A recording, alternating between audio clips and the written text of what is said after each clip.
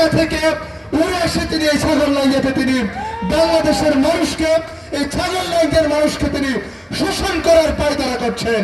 বাংলাদেশের আইন শৃঙ্খলার সাথে জড়িত একজন র্যাব সদস্যকে তারা খুন করেছে। আমরা দেখেছি আমার শেরপুরের রেজাউল ভাই, এই রেজাউল ভাইকেও তারা খুন করেছে। সংগ্রামী উপস্থিতি, এই এস.এম.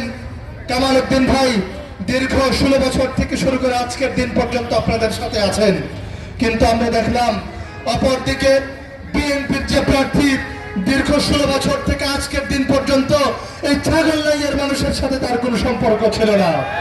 ঢাকা থেকে উড়ে এসে তিনি এই ছাগলনাইয়াতে তিনি বাংলাদেশের মানুষকে, এই ছাগলনাইয়ার মানুষকে তিনি শোষণ করার পায়তারা করছেন। ছাগলনাইয়ার এই পথে যখন আসলাম, নির্বাচন কমিশনের যেই প্রস্তাবনা ছিল যে বাংলাদেশে কোনো পিভিসি এবং প্লাস্টিক কোনো পোস্টার থাকতে পারবে না, কিন্তু আমরা দেখলাম রাস্তার পথে পথে রঙিন পোস্টার।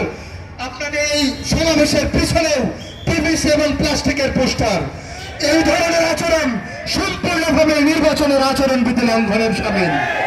আমরা ছাগলনাইয়ার প্রশাসন এবং এই নির্বাচন কমিশনকে আজকের এই সমাবেশ থেকে দাবি জানাতে চাই, যারা এখনই ক্ষমতায় আসার আগেই যারা এই বাংলাদেশের আইন মানে না, নির্বাচন কমিশনের বিধান মানে না, তারা বাংলাদেশে জালিম হিসেবে আবির্ভূত হবে, যারা কিনা কোনো আইন মানবে না, কোনো শৃঙ্খলা মানবে না, যেভাবে ইচ্ছা সেভাবে তারা এই দেশকে শাসন করবে, শোষণ করবে।